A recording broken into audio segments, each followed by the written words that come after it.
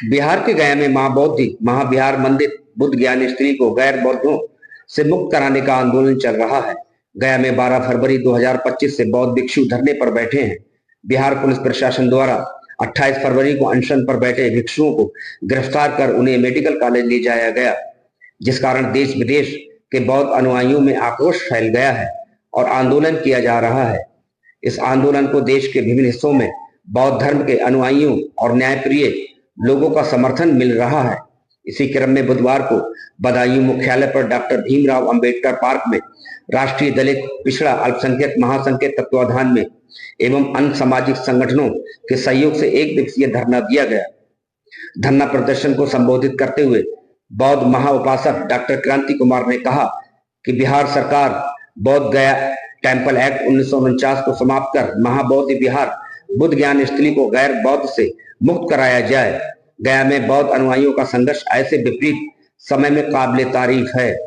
बौद्ध दर्शन इस देश की दर्शन परंपरा का ही दर्शन है। इसकी विरासत को हर कीमत पर बचाए जाने की जरूरत है।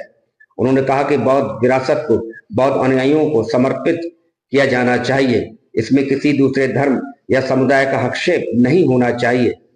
भारतीय बौद्ध महासभा के राधेश्याम बौद्ध ने धरने को संबोधित करते हुए कहा कि महाबौद्ध महाविहार मुक्ति आंदोलन की लंबी परंपरा है। समय समय पर बौद्ध स्थल बुद्ध ज्ञान स्थली को मुक्त कराने के लिए बौद्ध अनुयायी संघर्ष करते रहते हैं। सबसे पहले 1891 में पहली बार बौद्धों के अधिकार की मांग उठाई गई, लेकिन हर संघर्ष के बाद बौद्धों को धोखा ही मिला है। उन्होंने कहा कि 1949 में बौद्ध गया टेम्पल एक्ट बनाकर एक कमेटी के जरिए कमेटी में बहुमत का माध्यम से कानूनी तौर पर हिंदुओं का अधिकार स्थापित कर दिया गया, लेकिन बौद्ध अनुयायी अपने धार्मिक स्थल पर बौद्धों के नियंत्रण के लिए आज भी संघर्ष कर रहे हैं।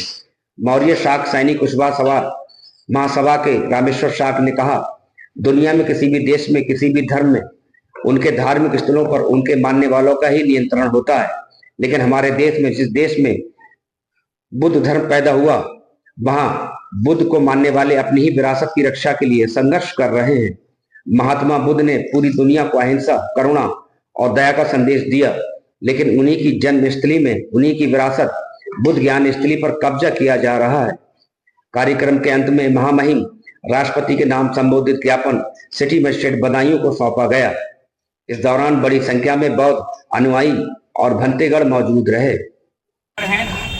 और ये ज्ञापन समक्ष में दिया जा रहा है प्रतिष्ठा में माननीय महामहिम राष्ट्रपति महोदया भारत सरकार नई दिल्ली द्वारा जिलाधिकारी महोदय जनपद बदायूं उत्तर प्रदेश।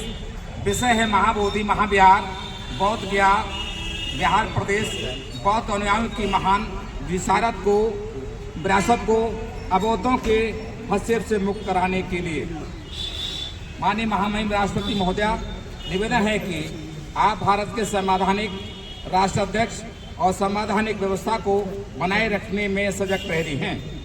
संविधान ने देश के प्रत्येक नागरिक को अपनी आस्था श्रद्धा के रूप में धर्म और उपासना की स्वतंत्रता दी है। इसी कारण यहाँ हर एक धर्म का अनुयायी अपने अपने धार्मिक स्थलों पर जाकर के अपने धर्म की मान्यताओं के अनुरूप श्रद्धा के साथ नमन करते हैं। प्रमाणता धार्मिक स्थलों पर संबंधित धर्म को मानने वाले अनुयायियों की प्रबंध समिति या धर्म गुरु होते हैं। बाध्यता के बौद्ध अनुयायियों की महान विरासत महाबोधि महाविहार बौद्ध गया भारत के इतिहास में ही नहीं अपितु विश्व इतिहास में बुद्ध ज्ञान स्थली के रूप में जानी जाती है। इसी कारण ये बौद्ध अनुयायियों की विश्व धरोहर है और बौद्ध धर्म की इस अद्वितीय विरासत को के कारण विश्व पटल पर हमारा देश गौरववंत हो रहा है। इसलिए यहाँ भारतवासियों के साथ साथ विश्व के लोग बौद्ध गया में बुद्ध ज्ञान स्थली को नमन करने आते हैं। हालांकि संवैधानिक रूप से कोई भी नागरिक किसी भी धर्म के स्थल पर जाने व दर्शन करने के लिए स्वतंत्र है, परंतु संबंधित धार्मिक स्थलों पर एकाधिकार प्रबंध समिति धर्म गुरुओं को केवल संबंधित धर्म का ही होता है। तो महाबोधि महाविहार के प्रबंधन में धर्म गुरुओं के संबंध में बौद्ध धर्म के अनुयायियों के अलावा अबौद्ध का हस्तक्षेप धार्मिक मान्यताओं के विपरीत है और कहा भी है कि किसी भी धर्म के स्थल पर इस प्रकार का हस्तक्षेप नहीं होना चाहिए। अतः बौद्ध धर्म के उपासक उपासिकाएं माननीय महामहिम राष्ट्रपति महोदय से अनुरोध करते हैं कि महाबोधि महाविहार बोध गया को अपने संज्ञान में लेकर के अबोधों से हैसियत से मुक्त कराकर बौद्ध धर्म की इस महान विरासत को केवल बौद्ध प्रबंधन समिति या बौद्ध भिक्षुओं को सौंपा जाए। इस आशा और उम्मीद विश्वास के साथ आज सैकड़ों लोगों की तादाद में पूज्य भिक्षु संघ और तमाम समाज के और तमाम संगठनों के माध्यम से आपके लिए सामूहिक रूप से ये ज्ञापन भेंट किया जा रहा है। मुझे आशा और उम्मीद है कि ये ज्ञापन महामहिम राष्ट्रपति तक पहुंचेगा और